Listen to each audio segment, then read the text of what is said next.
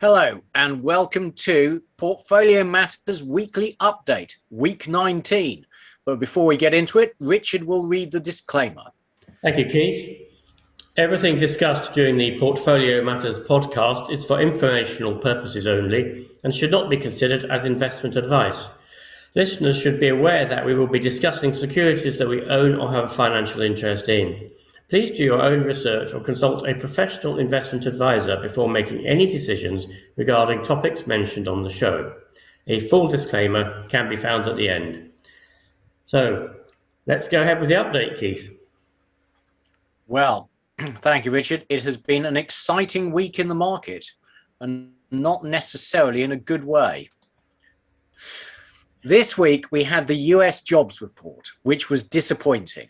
In April, the US only created 226,000 jobs, which was down from 770,000 jobs in March. And the unemployment rate actually rose. And the market took it badly. The expected number of jobs created was something like 1 million, wasn't it, Keith, the average expectation? So everybody was completely wide of the mark on this. Yes, absolutely. The market took it badly. And then later in the week, US CPI came in hot. It came in at 4.2% versus expected 3.6%. And that could not all be explained by base effects. If you remember, this time last year, prices were collapsing. So year-on-year comparators are going to be elevated for a period now. But even so, CPI came in hot, and the market again took that badly. And this is the jobs report, which was very disappointing. So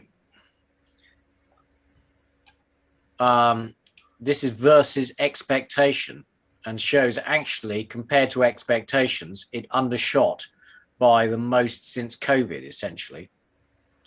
Yeah. And this is the chart that really matters. This is employment as a population, a percentage of the population, and it shows, during the Clinton era was this, that it was above 64%, and now, it's fallen 6%. So that's about 10% of the total workforce as a percentage of the population. One of the things I've been reading about this week is how lots of people in their mid to late 50s have made quite a lot of money from markets over the course of COVID and have choosing not to return to work. So I think there's another problem, isn't there, which we've talked about before, which is that the very generous social security benefits that are being offered to support people whilst they're laid off during the pandemic are much more than they can earn if they go back to work, and they don't want to go back to work. And I see that today, Biden is starting to receive some fairly substantial pushback against what I think any sane person would say is a lunatic policy of paying people more to be unemployed than they would earn in a job. So I suspect that, but of course that ties in with the market's expectation of another huge stimulus, which may not be forthcoming at all. So the whole thing, to an extent, is up in the air now, and that could have knock-on effects on the stock market, could have knock-on effects on all sorts of things other than the employment rate. See, I'm going to push back on that slightly, Richard, because when you say that his policy is lunatic, I think it's quite clever. Mm-hmm. What he's basically doing is saying, if you want to hire low-paid workers, you're going to have to pay them $15 an hour. So actually, it's a good way of forcing employers to raise low wages and actually rebalance the economy away from capital towards labor, which is one of the things he promised he was going to do. Now, and the fact he's keeping this policy on till September means that you're going to have wage inflation, and we've got some charts on that. Yeah, I was just like to push back on that, Keith, but obviously then we need to move on. My pushback is that we will get inflation if they do that, and wage inflation is the one thing we need now to drive inflation. It will embed inflation expectations, which incidentally, an editorial in the FT today we talked about. And the people who suffer from inflation are the people at the bottom end of the employment market and savers. So it's a policy that is doomed to go round in a circle and end up creating more problems than it solves, in my view. Well, I completely agree with you that it will cause inflation. The question is, will their rise in their relative pay outstrip inflation? Because you're right, somebody has to pay. And if the profit margins are squeezed, it could work. But if the costs are passed on, you get an inflationary spiral. Now, moving on, this is an interesting chart. And this shows April employment gains split by men and women, essentially. And what it shows is basically women aren't going back to work because, well, the purported reason is because schools and daycare centers in the US remain closed. So women need to stay home and look after the kids. And once they start reopening, women will start returning to the workforce. But one sign that the labor market is tight is that people are leaving their jobs on a normal rate to go and find other jobs. You'll see there was this spike down here where everyone's insecure about they don't want to leave because they just want to keep their job. And now it's returned to a normal rate. And employers are finding recruitment difficult. Mm-hmm. Actually, that's the highest it's been ever.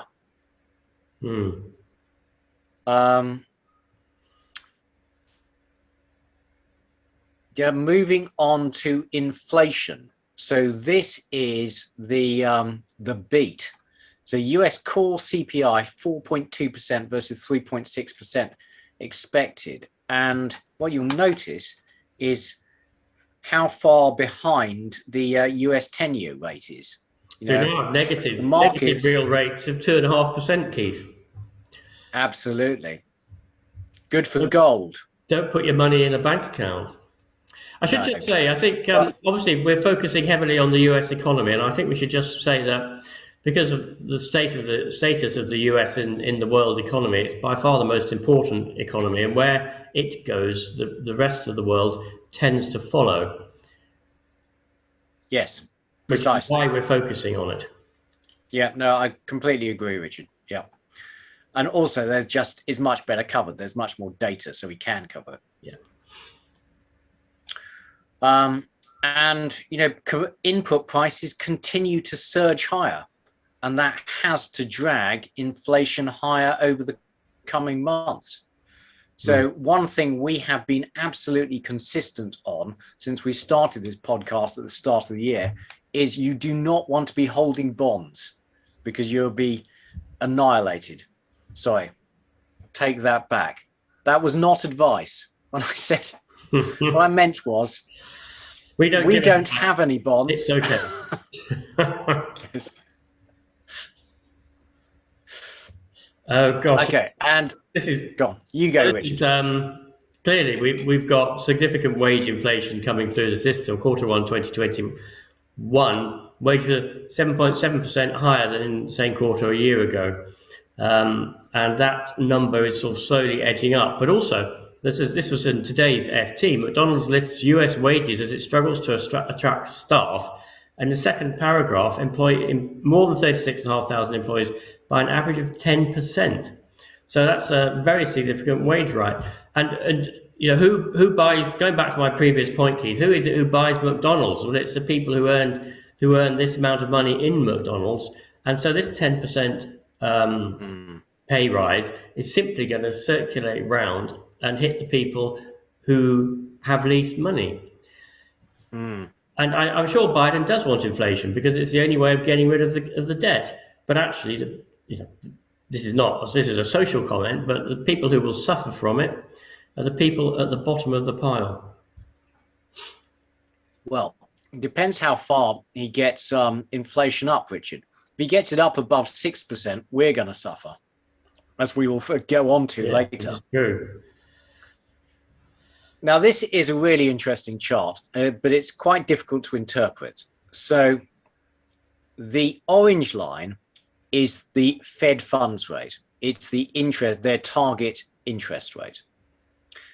The blue lines, dark blue lines, are market expectations of the future Fed funds rate. So if we look at the first one here, at that point in 2007, the market was expecting the Fed funds rate to come down a little bit and then stabilize about 4%. It didn't. It collapsed. And then throughout 2008, 2009, 2010, throughout that entire period, the market was constantly expecting the Fed to start raising rates, and it didn't. The only time it actually raised rates faster than expected was between 2016 and 2018, and that actually killed the market. And then now we're in this situation where the market is not expecting rates to rise very much at all over the next couple of years. But this, when taken in totem, this chart shows how the Fed has been pretty consistently dovish over the last decade and a half. And this chart shows the difference in rate between the US 30 yield and the US 5-year yield. And what it shows is that spread has collapsed. So what it's saying is the market is not expecting short-term inflation. So 5-year yields have gone up. But not long-term inflation. Not long-term yields. So they're not expecting long-term inflation. They are buying the Fed's argument that inflation will be transitory. Yes. Now, I think this is a really important chart because we get lots of questions about, as inflation rises, what should we do with our assets? And this chart shows how equities behave as inflation rises. And so on the y-axis is the PE ratio. And on the x-axis is CPI inflation. So you see, as inflation rises, the PE ratio is high and stable. Actually, it's peaks at when inflation is about 1 to 2%. So stable but positive, low inflation. But actually, it remains pretty strong, high, up until inflation reaches 5 to 6%. And then above 6%, it falls off, it falls heavily, and equities do badly. So now, what you're seeing there is the price has to halve. The question then is that because interest rates have been raised in order to control inflation?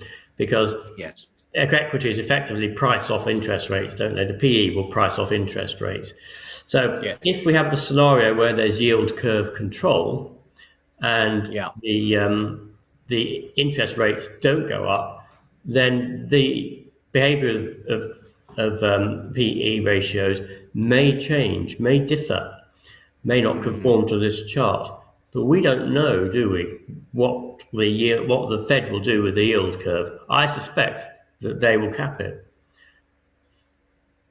Interest. Well, you're absolutely right. There's a missing variable here, Richard. Yeah. And so, obviously we will be updating our viewers every week, and it's something we need to be aware of, need to think about as inflation rises. It's a very interesting baseline on which to sort of settle your views, actually. And then you say, well, what is happening to interest rates? And then you can sort of interpret this chart on that basis. Yeah.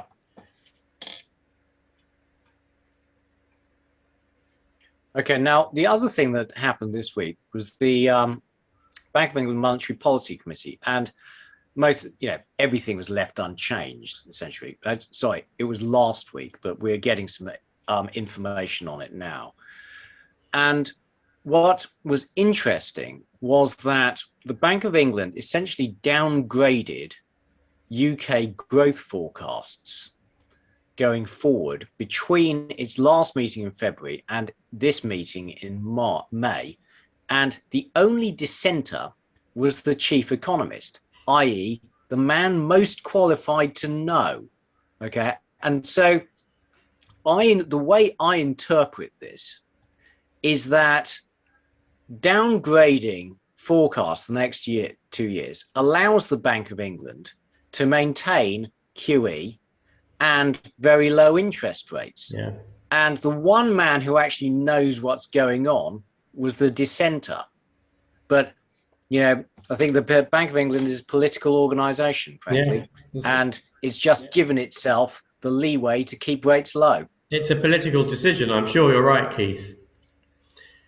And also, if interest rates started to go up, the government would no longer be able to sell its debt. Exactly. Suits everyone, apart from bondholders. Yes. Now, the relatively poor performance of the US in creating employment last month made me wonder how the nowcasts are doing.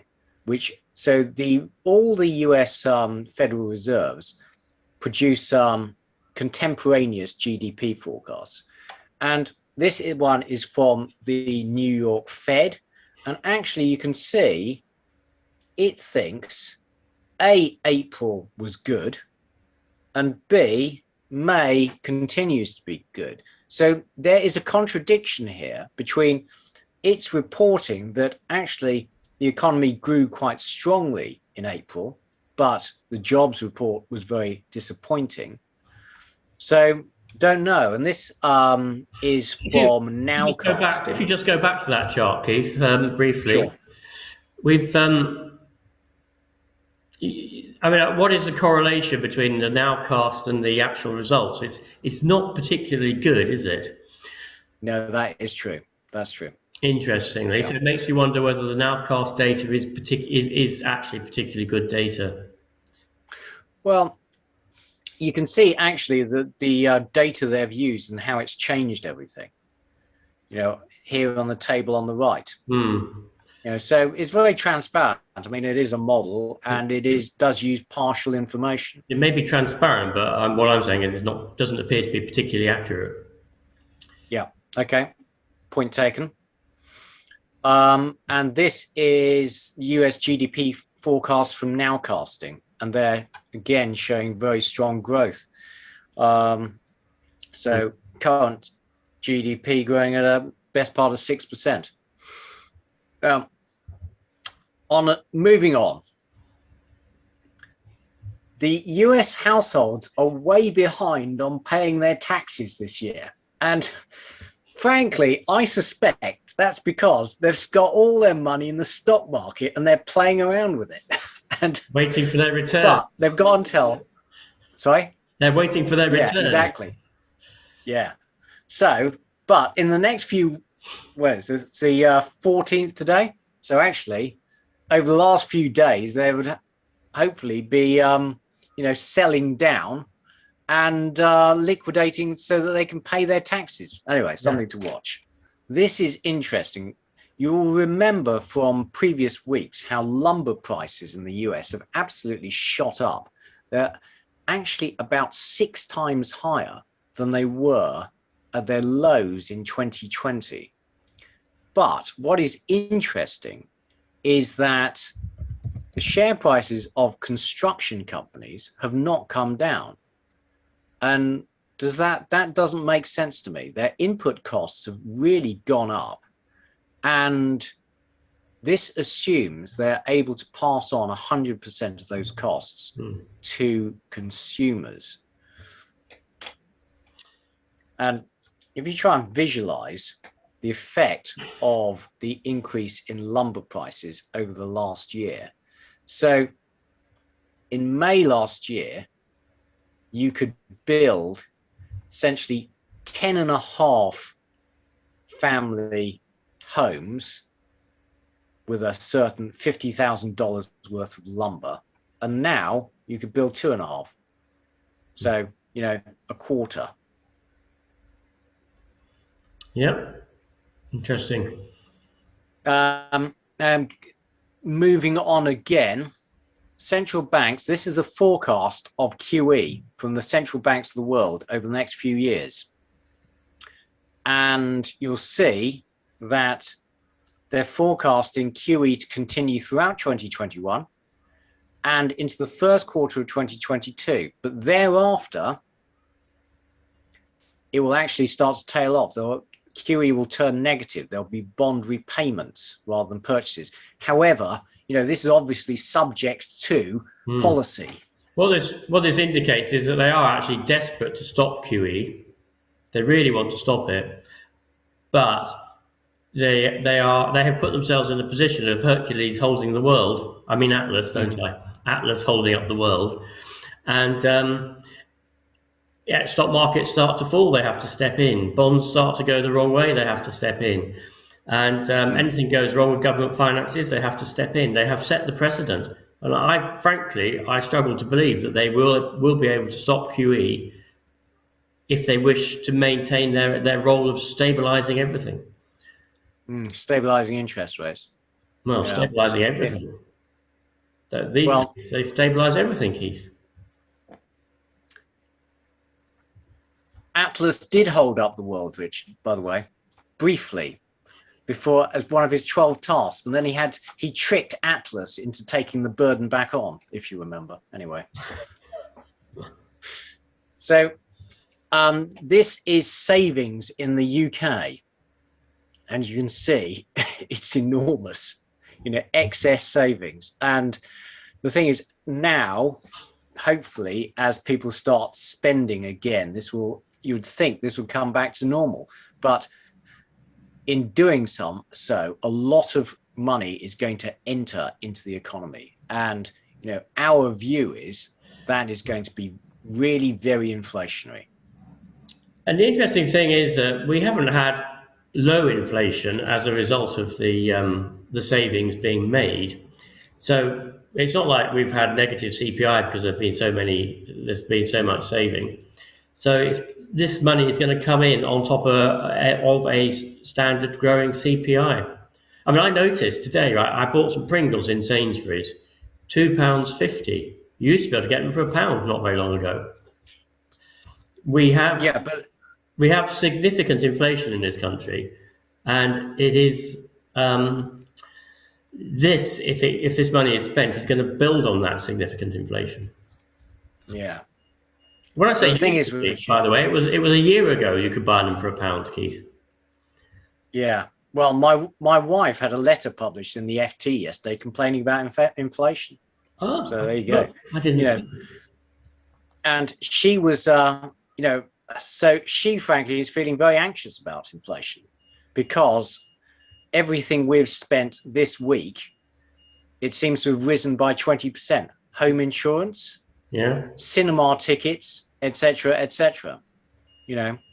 And on your Pringles, Richard, what I think you're failing to realize is that the statistical office will make hedonic adjustments to your Pringles based on the fact they are tastier than last year. They're nicer.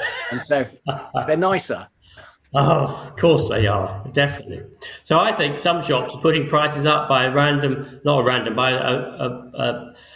standard 20 or 30% to try and make up what they lost over the last 12 months. No, that is absolutely right. But the thing is, I wonder how much pushback there's going to be.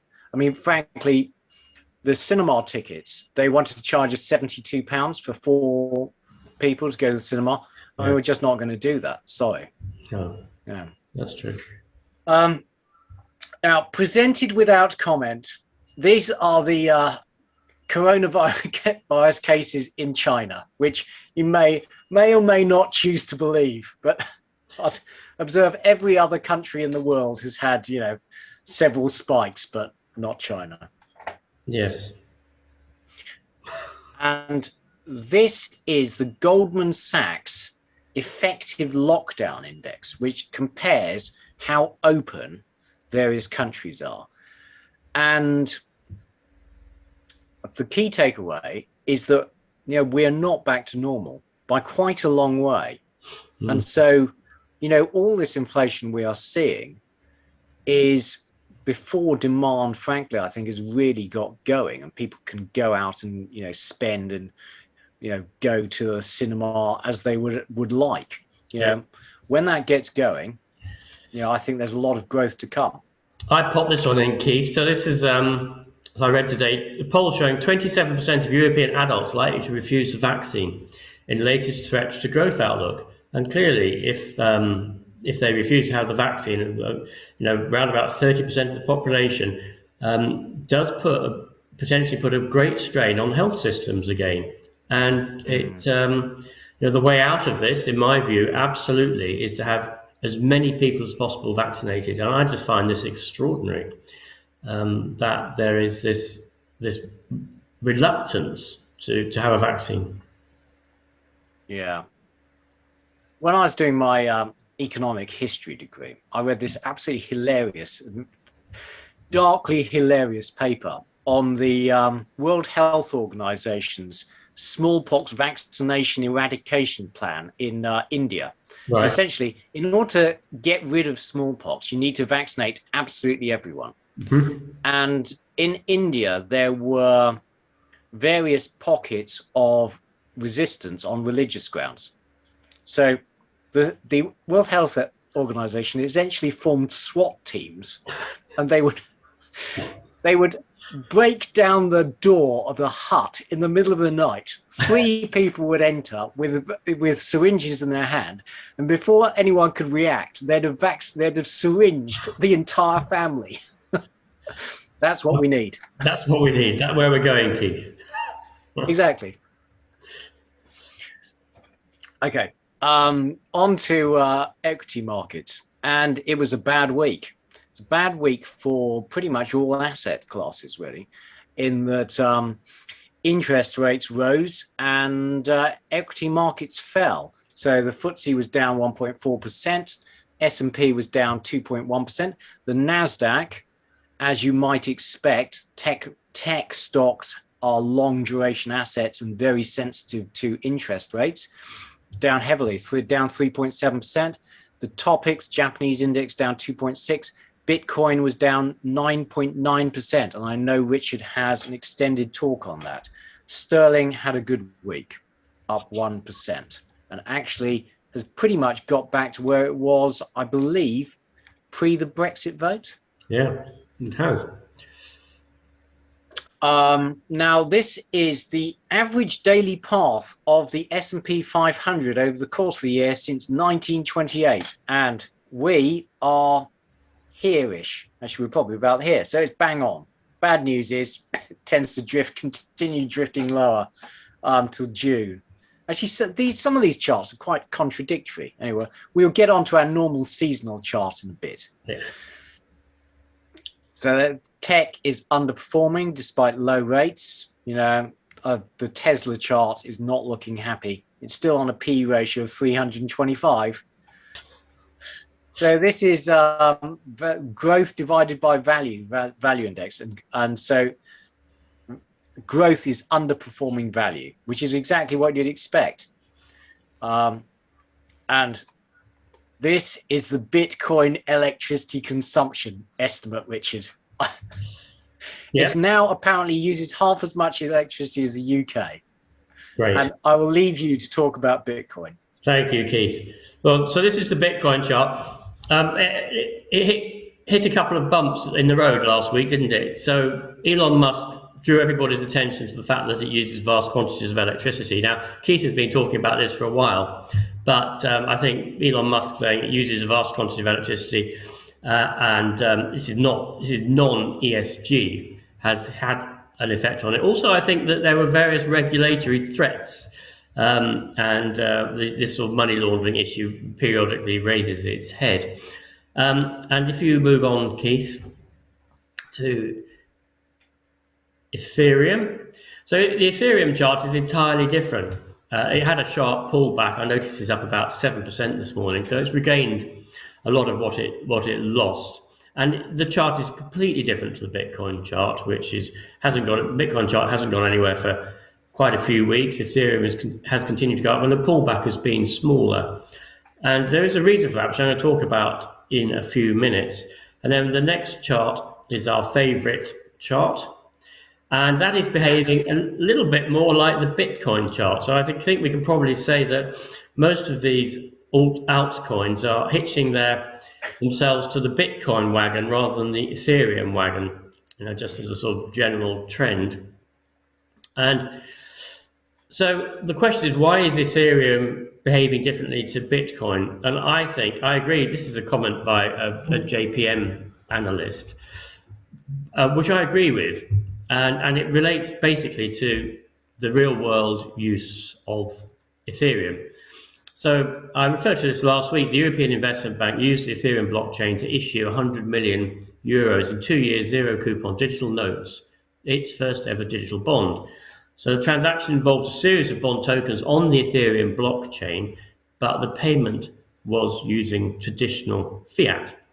But it was on the Ethereum blockchain, so the contractual blockchain. And then the second point is the first Ethereum ETF was launched on 20th of April. And there are 3 more launches have followed. And if you remember, so Bitcoin ETFs have been around for a while. So this made Ethereum a little bit more accessible to the investing public. Moving on. They're planning on changing the Ethereum protocol to introduce a structural decline in the supply of Ethereum. So one of the issues is it has had an unlimited, potentially theoretically unlimited supply. So this new protocol coming in the summer will make transaction fees on the Ethereum blockchain more predictable by automatically calculating them. And then the fee, once it's paid, is burned. In other words, it removes that Ethereum from circulation entirely, and it can never be recirculated. It's a bit like burning a £20 note after it's been spent. So that reduces the Ethereum supply. Wow. So interesting. Yeah. So whilst the circulation has been 5% per year, growing 5% per year over the last few years, by burning it, they expect to reduce the annual increase to 1 to 2% a year, which puts it more like Bitcoin, which, as we know, has a limited supply. And then the last couple of points are that the greater focus of investors on the ESG problem exposed with the hugely electrically intensive proof of work validation on Bitcoin blockchain, Ethereum version 2.0 won't have that issue. It'll be a proof of stake validation mechanism, which uses far less electricity. And then finally, there's been a lot of growth of use of non-fungible tokens for basically buying assets or buying a share of an asset. And these happen on the Ethereum blockchain. So there are a number of real-world uses for Ethereum, and the supply is being reduced, and it's not going to require the vast quantities of electricity that Bitcoin does. And finally, if you go with the Bitcoin as a store of value, which I've never really considered that to be correct, then the argument is if interest rates go up, Bitcoin drops because it behaves like gold. No, I've never really thought that's the case. And I think that sort of comes to can Bitcoin replace a reserve currency? And I think the answer is no, it can't, because a reserve currency needs a powerful military behind it, fundamentally. And Bitcoin doesn't have a powerful military. So I suspect what we're seeing is a rotation away from Bitcoin into actual tokens that have a practical usage. So, yeah, just on the correlation between Ethereum and interest rates, I mean, just from observation, there wouldn't appear to be any. So I think you're right, Richard. Okay, moving on to commodities, the commodity checklist. Now, there's been a very busy week in the commodity space, so we are going to go through all of these. So aluminium had a bad week, down 2.2%, cobalt down 1.2%, copper up 2.3%, which I think frankly tells us something. You know, during this really bad week for the market, copper was really resilient. and it has come off its highs, but it's back up again today. Chromium, we are now covering because I am currently looking at the South African miner Tharisa, which has big chrome operations. And that was up 2% on the week. Iron ore had an absolutely amazing week, up 10%. I mean, medium term, I just don't see how the sustained rise in iron ore is sustainable, because there's a lot of iron ore in the world. But right now, what we're saying is there are supply chain issues, and iron ore has gone astonishingly high. Lithium had drifted off during the week, down 1.1. Neodymium continued to fall, down 3.5%. Nickel, which there is a structural oversupply of currently in the next couple of years, but it has recovered in recent weeks, but it fell back, down 4.3% on the week. The ferrovanadium has been trending up 2.2%. WTI had a very volatile week, having hit almost $70. It drifted down to 63.9, down 1.8% of the week. And uranium had a good week, up 9.7%. And I believe Richard will be covering that. So moving on, oil. Well, the thing is, oil inventories are almost back to normal. And so this is a very bullish sign. However, during the week, there was a small inventory build in the US, and the EIA are forecasting a surplus of supply over demand in Q2. In Q3, they're meant to be in balance, and in Q4, demand will be greater than supply. So every other commodity has gone through the roof apart from oil. And I think that's just delayed.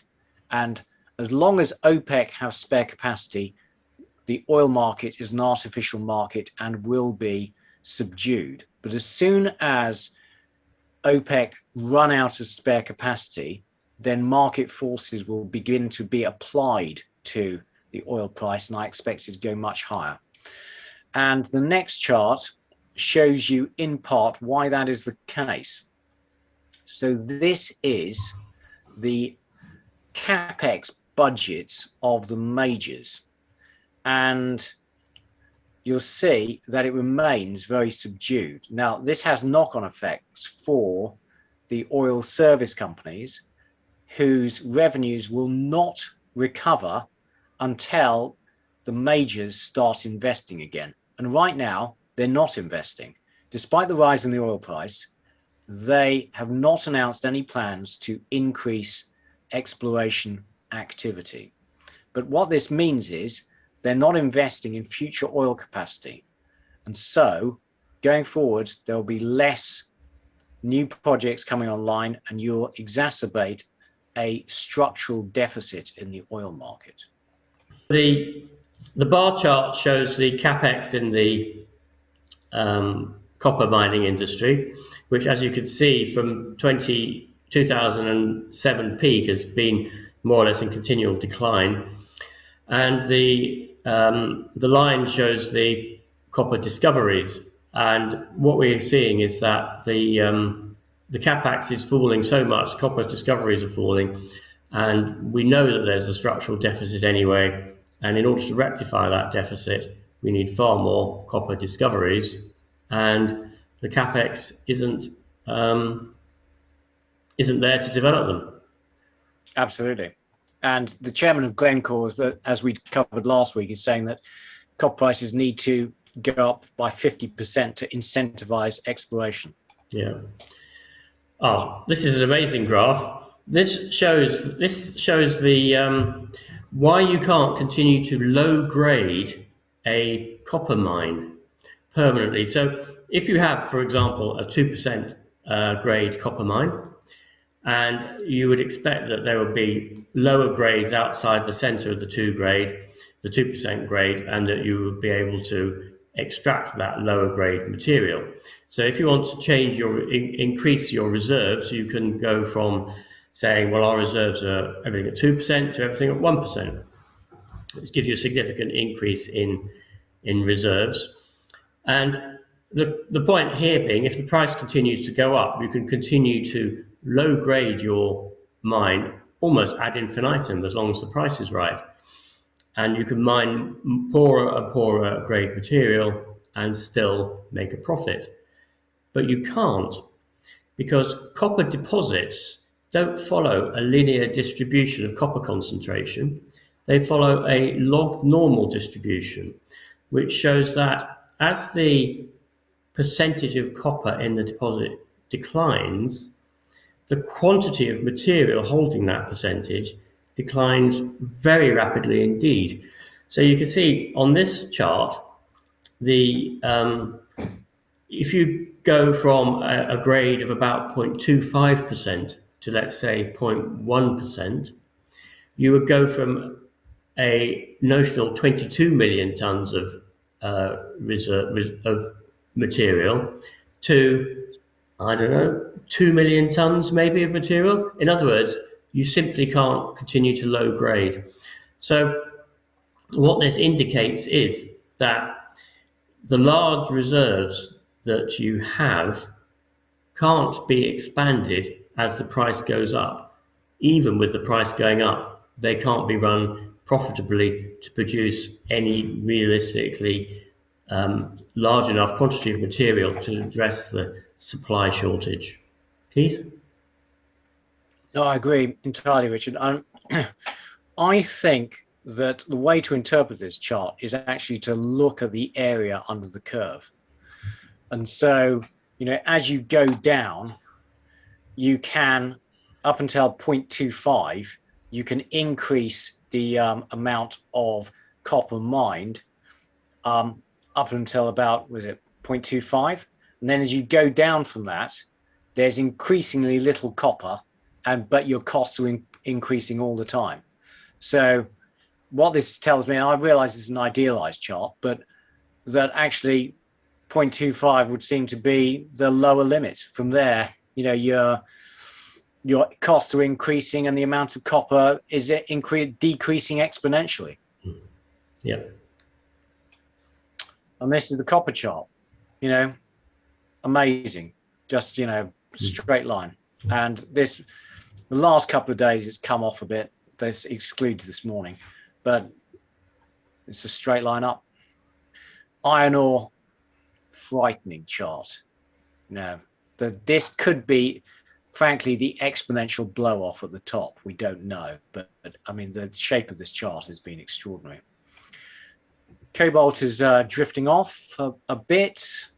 Chairman of Glencore this week was talking about how cobalt was going to be a problem for electric vehicles as the Chinese had a monopoly on supply. They'd bought up a lot of the supply from the Democratic Republic of Congo.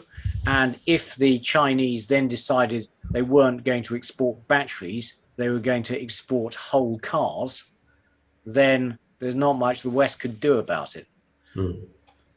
And this is chromium price, which we're covering for the first time. And you can see that having been subdued for the whole of 2020, it's now starting to recover. Nickel came off again. This is vanadium. Actually, that's looking quite good. Holders of Bushveld and ferro alloy should be happy. Yeah. And uranium. Richard, do you want to talk about uranium? Yes, Keith. So I listened to a contrarian view of the uranium market this week, and I have to say I was rather persuaded by it. So the long-term chart of uranium, as we all know, hit this huge peak of $140 a pound in 2007, 2008. And since then, it's more or less been continually declining to 2017, where from 2017, it's done actually very, very little. And in fact, it hasn't moved since around about 2014, if you look across the graph. So this is certainly not a bull market at the moment, but we know the bull market case. I've said it on this podcast previously, and you can find it most places you look. The contrarian view was that basically the point that was made was that the Chinese have 20 years of above ground uranium supply. So if they choose to bring on however many nuclear reactors, they don't need world uranium mine supply now. They have 20 years of above ground supply. And the second point he made was, if you go around the world and exclude the Chinese above ground stocks, there's £1 billion of above ground uranium. And what he was effectively saying was, there is not going to be the bull market that people think there is. And when the price ticks up a bit, then the miners will come back in and start resupplying. And that he also feels that there's that the ESG argument against nuclear will have more impact than people think on the actual building of new nuclear reactors. So it was actually a very interesting contrarian review, and I thought it was important to get that balance. Okay, moving on to precious metals. Well, gold was resilient, and silver was down 0.4%. Platinum was down 2.2%, rhodium down 3%, palladium down 1.4%. But in all cases, I think the bull market is intact. So this is the gold chart, and that's looking actually pretty good now. And we have, as is traditional, a couple of dodgy gold charts for you. So this one, I could thank Luke Oldfield for bringing to our attention, shows the chart relationship between the gold price and the 30-year real yield. And obviously, CPI shot up this week, which means that the real yield collapsed. And historically, there's been a good relationship between gold and real yields. And that means the gold price should now shoot up. Richard. So this is my dodgy gold chart of the week, Keith, which shows that the gold copper ratio, which conforms very nicely with the US 10-year yield, is totally out of whack, which presumably means the gold copper ratio needs to fall significantly in order to get back in whack. Now, I think this is a sort of derivative of a derivative, and trying to use this in this gold copper ratio to try and work out what on earth should be happening to the gold price, I just think it's absurd. And if you go far enough with these things, you can create anything will correlate with anything if you push it far enough. And I think this is a classic example of that happening. I'm sorry to have ever created it, but I don't think we need to have our own proprietary gold lumber ratio chart, which would show the gold needs to go through the stratosphere. Silver, silver's following gold. Bad week, but that looks pretty good chart to me. Platinum, the same. All these bull market looks absolutely intact, frankly. Yeah. Rhodium still very, very elevated. Okay, on to rates. Well, unsurprisingly, the markets took the uptick in US inflation badly, and we had rises across the board in yields. So you'll see the UK 5-year rose by 5 basis points, which is very substantial, from 35 basis points to the best part of 40. 10-year rose by 7 basis points, 20-year by 9, and the 30-year by 8 basis points. Meanwhile, the Fed's favorite inflation measure remains subdued. The question we have to ask, Keith, as we asked last week, is what is it that they're measuring? Yeah. Well, they exclude anything that they don't like, Richard. Anything that goes up in price. Yeah, exactly. So they've adjusted the price of your Pringles down for the new flavors. You're enjoying them 50% more. Apparently, Pringles were also subject to shrinkflation a while ago. They got smaller. Yeah. And you only get 2/3 of a tube. So this is the UK 30-year yield, which has ticked up strongly. But, over the course of the last 2 months, it really hasn't gone that far, particularly given the rise in inflation. The market seems to be believing that any inflation uptick will be transitory. And this is the US 10-year. And finally, moving on to our favorite chart, which is the seasonal chart. Now, I would say this week's sell-off has arrived a few days early. But anyway, so apologies to anyone who is using it for precise timing. Yes, exactly. Approximate only. So what it's saying is that, from now until October, they always say sell in May and go away. Well, who knows? But so far, this has been unerringly accurate. However, we've been in a very strong market, and this is an exceptional year. So do you really want to be out of the market when all the lockdowns come off and economic growth takes off? Anyway, Richard, your activity. Thank you, Keith. So this week I was down 3.1% on the week, and a reflection of Ethereum, the commodity dropping a bit, and I was also my purchases. I purchased Ivanhoe Mining, which is a copper miner, and I've got a graph for that in a moment. And I've sold some Geiger Counter Investment Trust, which, as you know, is a uranium investment trust, on the basis of the contrarian view that I heard. I was sufficiently concerned by what those were saying that I thought I wanted to reduce some of my exposure to the uranium market. So this is a graph of Ivanhoe Mines. As I say, it's a copper miner, and it's on a trend that basically follows a trend of the copper price, as you'd expect. And the other thing, I just popped in my chart of KFA Global Carbon ETF, which I bought last week. And as you can see, it has continued to follow its trend upwards. It came off a little bit yesterday. And that was all I wanted to say this week, Keith. Okay. Like Richard, I had a poor week. I was down 1.7%, which takes me up to plus 5.7% on the year. And I'm underperforming the all share, which is up 8.7%. Now, I sold a couple of things this week, both small positions. I had a long-standing position in H&T Group, which runs pawnbrokers, which I bought actually, I think in May last year. And that was a play on the gold price. And frankly, a singly unsuccessful play on the gold price because it really didn't do very much at all. I struggled to get my money back. And it has now ticked up, and I think there are better uses for my capital, so I've sold it with a gain of 4.2%. And then Bacanora Lithium has been subject to a takeover bid by Chinese. Actually, they have proposed a takeover bid, but rather than actually doing it. But I've sold that to reuse the capital.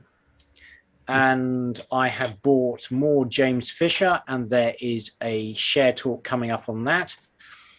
Excelsior Mining I'll be talking about in a bit, and I bought more of that as it fell heavily during the week. The gold price is ticking up, and in the charts we talked about earlier, core real yields are falling, so we have negative real yields, and that should be good for gold. So I've started to buy sentiment again. The others are small oil companies. Lamprell is interesting. I have been trying to find which companies will benefit as Petrofac is banned from bidding in the UAE, Saudi Arabia, and Iraq. And I think Lamprell might be one of them. If anyone has any other ideas, please get in touch. So going through Excelsior Mining, which we covered last week, then announced its Q1 interims, and it did so entirely without fanfare. If you go through the news section of the website, you'd not see any announcement. You actually have to go into the report section where it's been quietly posted, and it is not good. So it announced there are continued problems with CO2 buildup, and above all, production in Q1 was 185,000 pounds of copper, which is just 2% of their target nameplate production of 25 million pounds per annum. So they're nowhere near essentially they are still experimenting with how to get copper out of this resource. And they've now pushed back target production date, where they get up to nameplate production, from the end of 2021 to mid 2022. And they've essentially said that this coming quarter, again, to expect very little copper output as they experiment. Having said that, their cash burn is really quite low, 4.4 million in Q1, and they've got cash of 32 million. So they're not in any difficulties. And the bottom line is they've got 4 billion pounds of copper. So medium term, I really think they'll get over themselves. But in the short term, it ain't good. So, when we talked about it last week, it was at, above 0.8. This is $0.8 is in Canadian dollars, and it collapsed this week to 0.65. And I bought some on the way down, but it now looks like, frankly, a falling knife, and I will be holding off. Tecmar had another bad week, and it's now down to 50p, and I've remained mystified by the underperformance of this company, which viewers last week will recall that there were potential problems with the Ørsted cable protection systems, but the more I've read into it, the more it seems Tecmar are not to blame. It was the installation of the cables. And, to me, the shares seem dirt cheap. Rambler, sadly, not had a good week either. It was following the recent quarterlies where it announced that the target production was not going to be till the end of the year. The shares are down. Essentially, it's been on a round trip. We started talking about them back here, and then sadly I bought more on the way up, and I'm now about flat. But the bottom line is the copper price is rising strongly, and they are on track to increase production.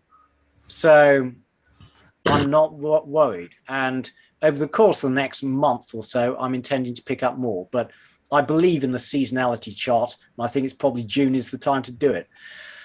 But it's nice to have a winner. And although I'm slightly mystified by the timing of this winner, because Petrometad, I hope everyone has watched our share talk on Petrometad. They came out this week once again delaying the timing by which they'll get the exploitation license for this the Heron field. And you'll remember they originally saying they'd get it by the end of 2020. They then said it would be the end of Q1 and perhaps slip into Q2. And now we're halfway through Q2 and they're saying they're on their way to getting it, but there are a few minor technical things they need to fix. But anyway, the market is anticipating they're going to get it, and it shot up. And anyone who bought when we did our share talk will have doubled their money, more than doubled their money. So stick with us. Not that and in the medium. Sorry. Not that we give tips. No, we don't. No, you're good point, Richard. Yes, you may or may not choose to do what we do. Anyway, but historically, these share rises in the Petrometad share price have been violent. And the uranium charts, Keith. Yeah. So the question is, how high is this going to go? Now, back in 2011, you see it went up to, £2.10. Now, there are 3 times as many shares in issue now. But they now have a field which is just about to come online. So it seems to me there's still plenty of upside here. Anyway, it's been very long this week. There's been lots going on in the market. So thank you for making it through to the end. And I hope you enjoyed that. You will press like and subscribe to the channel. And in the meantime, it is goodbye from Richard Wheater. And it's goodbye from Keith Jordan.